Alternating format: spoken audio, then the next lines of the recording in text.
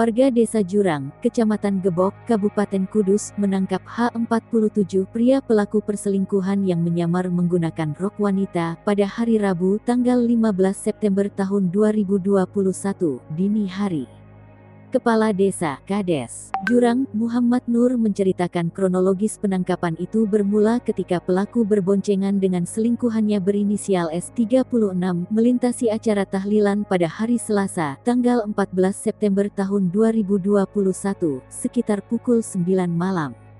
Warga yang memergoki itu menaruh curiga karena pengendara mengenakan rok dengan kelihatan kaki besar seperti laki-laki. Akhirnya, pemuda di lingkungan tersebut menunggu orang yang dicurigai itu sampai subuh. Setelah keluar dari kediaman rumah di lingkungan RT 3 RW 6, ternyata yang dicurigai benar laki-laki. Pria yang mengaku warga Karangmalang tersebut keluar dari rumah juga masih menggunakan rok. Diketahui, wanita itu sudah memiliki 2 orang anak, sedangkan suaminya bekerja di luar Pulau Jawa. Kemudian pelaku diamankan warga masyarakat dan dibawa ke Mapolsek Gebok. Sementara itu, Kapolsek Gebok, AKP Abdul Fatah membenarkan adanya informasi perselingkuhan yang diamankan warga di Desa Jurang.